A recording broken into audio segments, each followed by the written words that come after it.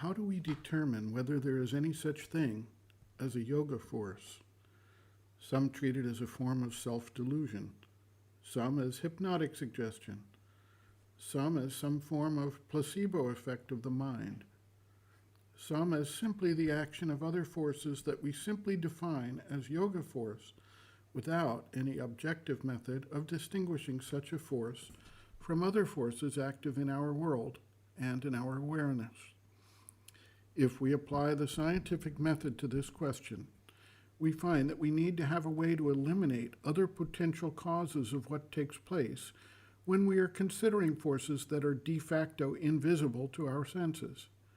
We also need to look at our method of knowing and determine the proper method to assure ourselves of the validity of our interpretation of the forces at work.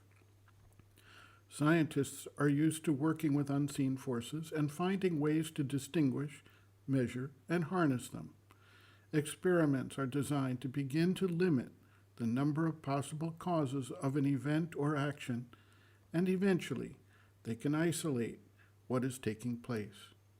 This happens frequently in the field of medicine, where very complex interactions take place to cause symptoms an individual is experiencing. Much emphasis is also placed on the instruments of knowing. How do we know the instruments are calibrated properly and able to measure and record what is taking place? In the field of consciousness, it soon becomes clear that the emotional being and the mental being are not competent judges, so anything they experience must be subjected to further scrutiny. This brings us to the types of knowing, with the ultimate type being knowledge by identity, as described by Sri Aurobindo in The Life Divine. Knowledge by identity requires the development of an inner receptivity and a systematic approach to the inner experience, relying on a form of intuition or soul sense that can develop through patient and persistent efforts. As we begin to utilize the inner and the outer methods of knowledge, we can review those things in our lives that remain inexplicable based on the normal factors we take into account in our external world and view of existence. For example, if an individual has an out-of-body experience, sees his body from another station outside, and then returns to the body and resumes conscious awareness in the body, we learn a lot about the nature of consciousness that defies our preconceived notions about who and what we are. Such experiences are frequent, and generally, the individual can describe in precise detail the circumstances, the actions of others in the room, the details of which his physical senses are not in a position to pick up. Other fields of inquiry that may bear fruit include the review of the power of intuition, as well as the creation of a palpable atmosphere, the effect of mantric energy, and healing through application of spiritual force. Similarly, there is an entire range of experiences that defy our mental ideas about existence and consciousness, and a close exploration of these experiences can help us sift through what is actually occurring. Just as scientists had to work to understand the action of electricity, of radiation, of gravity, and had to devise experiments, detail their observations, make hypotheses, and test them through a vast number of trials, and then begin to apply the knowledge so gained to practical technological actions.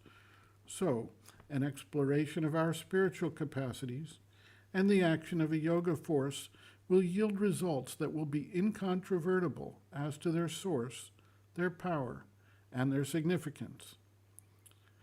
Sri Aurobindo writes, quote, "Still, the yoga force is always tangible and concrete in the way I have described and has tangible results, but it is invisible, not like a blow given or the rush of a motor car knocking somebody down, which the physical senses can at once perceive.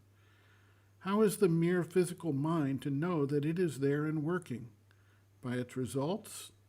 But how can it know that the results were that of the yogic force and not of something else? One of two things it must be.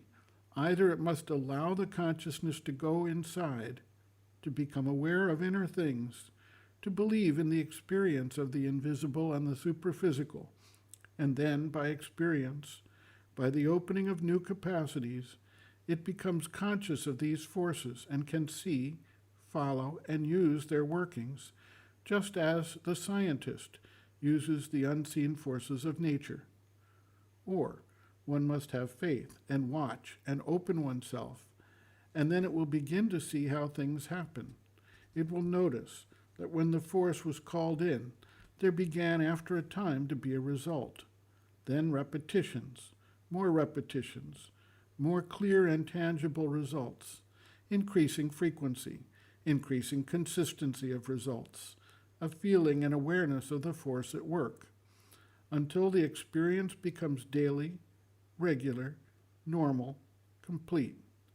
These are the two main methods, one internal, working from in outward, the other external, working from outside, and calling the inner force out till it penetrates and is visible in the exterior consciousness. But neither can be done if one insists always on the extrovert attitude, the external concrete only, and refuses to join to it the internal concrete.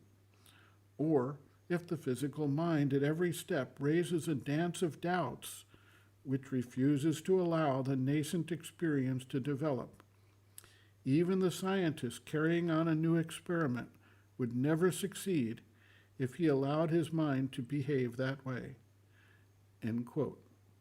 Reference, Sri Aurobindo and the Mother, The Hidden Forces of Life, Chapter 7, Spiritual Forces of Help and Succor, pages 164 to 165.